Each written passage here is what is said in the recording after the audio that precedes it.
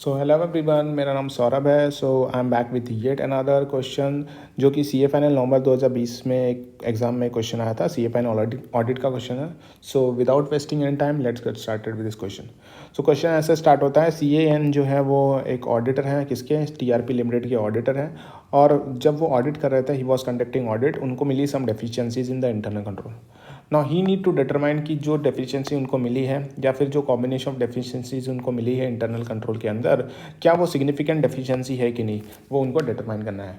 और उसके साथ ही साथ एक बार डिटरमाइन कर लिया तो उसको कम्युनिकेट भी करना है। राइटिंग में कम्युनिकेट करना है, किसको करना है, TCWG को, और मैनेजमेंट को कम्युनिकेट करना है, टाइमली बेसिस पे कम्युनिकेट करना है। तो हमको यहाँ पे क्या करना है, हमको यहाँ पे गाइड करना है CAN को with some example of what, example of matters to be communicated, matters to be considered while determining significant deficiencies in the internal control with reference to relevant essays। मतलब यहाँ पे क्या करना है, यहाँ पे हमको एग्जांपल्स बताना है। CAN को यहाँ पे हमको गाइड करना है विद सम एग्जांपल्स कि ऐसे कौन से मैटर्स है जो कंसिडर करने चाहिए जब यहाँ पे सिग्निफिकेंट डेफिशिएंसीज डिटरमाइन किया जाता है in the internal control system. So SA 265 की बात करते हैं। SA 265 जो है वो बात करता है communicating deficiencies in the internal control to TCWG। SA 265 बोलता है communicating deficiencies in the internal control to TCWG। So significant deficiency का मतलब क्या होता है? Significant deficiency in internal control मतलब होता है कि डेफिशिएंसी और कॉम्बिनेशन ऑफ डेफिशिएंसी, एक डेफिशिएंसी या फिर एक से ज़्यादा डेफिशिएंसी, यानी combination of deficiencies in the internal control that in auditor's professional judgement, जो ऑडिटर के प्रोफेशनल जजमेंट में उसको लगता है इज़ ऑफ सफिशिएंट इंपॉर्टेंस, इतना इंपॉर्टेंस है कि वहाँ पे हम TCWG का अटेंशन अपनी तरफ खींच सकें। सो हम यहाँ पे उनका अटेंशन अपनी तरफ आकर्षित कर सकें, खींच सकें उस मैटर के ऊपर। सो ऐसे जजमेंट, ऐसे डेफिशिएंसी या फिर combination of deficiency in internal control that in auditor's professional judgement is of sufficient importance, इतना इंपॉर्टेंस है कि वहाँ पे क्या हो जाएगा, वहाँ पे यहाँ जो TCWG का अटेंशन जो है वहाँ पे आ सके, वहाँ पे उस मैटर के ऊपर। सो अगर हम एग्जाम्पल की बात करें, example of matter that CAN audit of TRP limited में consider in determining whether the deficiency और combination of deficiencies in the internal control constitute a significant deficiency. तो कौन से एग्जाम्पल हैं कि ताकि कंसिडर किया जा सके कि वाइल डिटरमाइनिंग कि वेदर डेफिशिएंसी या फिर कॉम्बिनेशन ऑफ डेफिशिएंसी जो वो सिग्निफिकेंट डेफिशिएंसी है कि नहीं, तो ऐसे कौन से मैटर्स हैं वो हम देखेंगे। तो सबसे पहले पॉइंट आता है कि the likelihood of a deficiency, मतलब डेफिशिएंसी होने का कितना चांस है, डेफिशिएंसी होने का कितना लाइकलीहुड है। लीडिंग टू मतलब उसके कारण क्या होगा, अगर डेफिशिएंसी होने का चांस है तो उसके कारण क्या होगा, उसके कारण होगा मटेरियल मिसस्टेटमेंट, उसके कारण होगा material misstatement in the financial statement in the future. अगर फ्यूचर में डेफिशिएंसीज होने का लाइकलीहुड है तो उससे क्या होगा, उससे मटेरियल मिसस्टेटमेंट होने का भी लाइकलीहुड है इन द फ्यूचर। सबसे पहला पॉइंट ये हो गया। Second point, the susceptibility to the loss और फ्रॉड ऑफ रिलेटेड एसेट और लाइबिलिटी। तो लॉस होने का या फिर फ्रॉड होने में रिलेटेड एसेट या फिर लाइबिलिटीज़ में उसका कितना चांस है, उसका कितना जो है चांस लगता है, इस वो सेकंड पॉइंट आता है यहाँ पे कंसिडर करना है। So that matters to be consider. Third point आता है कि the subjectivity and complexity of determining estimated amount such as fair value accounting estimate.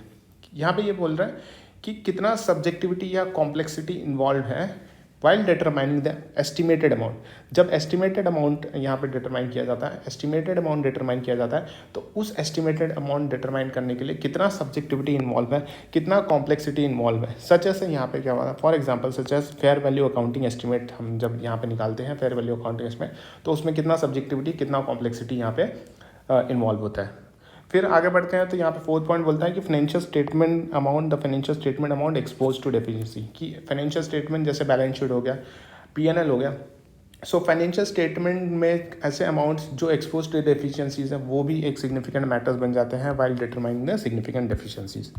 फिर फिफ्थ पॉइंट आता है कि the volume of activities that has occurred और could occurred in account balance class of transaction expose to deficiency.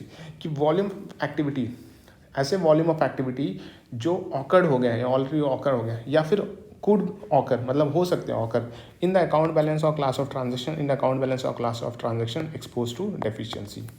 फिर the cause and frequency of exception detected, the cause and frequency of exception detected as a result of deficiencies in the control. So as a result of deficiency, अगर deficiency है control के अंदर तो उसका cause क्या था and frequency क्या है of exception detected. The cause and frequency of exception detected किसके कारण, as a result of deficiencies in the control. So deficiencies of control के कारण as a result of deficiencies in the control the cause and frequency of exception detected वो एक significant matters बन जाता है। फिर आता है interaction of the deficiency with other deficiency, एक का डेफिशिएंसी दूसरे डेफिशिएंसी के साथ इंट्रैक्शन करता है इन द इंटरनल कंट्रोल, ये भी एक सिग्निफिकेंट मैटर बन जाता है। Example of matter that may consider in determine whether deficiency और combination of deficiency internal control constitutes a significant deficiency. So फटाफट यहाँ पर रिवाइज कर लेते हैं जो भी पॉइंट है। सो सबसे पहला पॉइंट आता है कि लाइक्लीहुड ऑफ डेफिशिएंसी होने का कितना लाइक्लीहुड है और जिसके कारण मटेरियल मिसस्टेटमेंट फ्यूचर में हो सकता है। फिर द ससेप्टेबिलिटी टू लॉस या फिर फ्रॉड, लॉस और फ्रॉड किसमें, यहाँ पे रिलेटेड एसेट या फिर रिलेटेड लायबिलिटीज। फिर यहाँ पे थर्ड पॉइंट आता है कि हम डिटरमाइन करते हैं जब एस्टिमेटेड अमाउंट तो यहाँ पे सब्जेक्टिविटी और कॉम्प्लेक्सिटी इन्वॉल्व होता है such as a fair value accounting estimate. फिर यहाँ पे जो फाइनेंशियल स्टेटमेंट होता है उसके अंदर अगर वो अमाउंट एक्सपोज टू डेफिशिएंसी है तो उसे भी कंसिडर करना पड़ता है। फिर यहाँ पे बोला जाता है कि the volume of activities that has occurred, the volume of activity that has occurred या फिर ऑकर हो सकता है इन फ्यूचर में इन द अकाउंटिंग बैलेंस और क्लास ऑफ ट्रांजेक्शन जो एक्सपोज है टू द डेफिशिएंसी। फिर नेक्स्ट पॉइंट आता है कि यहाँ पे as a result of deficiency in the control, deficiency है कंट्रोल के अंदर तो as a result of this the cause and frequency of exception detected as a result of deficiencies in the control, ये हो गया 6 पॉइंट। और last point आता है द इंट्रैक्शन ऑफ डेफिशिएंसी, एक डेफिशिएंसी दूसरे डेफिशिएंसी के साथ जब इंट्रैक्शन करती है इन द इंटरनल कंट्रोल तो ये भी एक पॉइंट बन जाता है in the matters that auditor CAN has to consider. कब कंसिडर करना, वाइल डिटरमाइनिंग वेदर डेफिशिएंसी और combination of deficiency in the internal control जो है वो कॉन्स्टिट्यूट करता है सिग्निफिकेंट डेफिशिएंसी। इसी के साथ ये क्वेश्चन यहीं पे खत्म होता है। Thank you so much.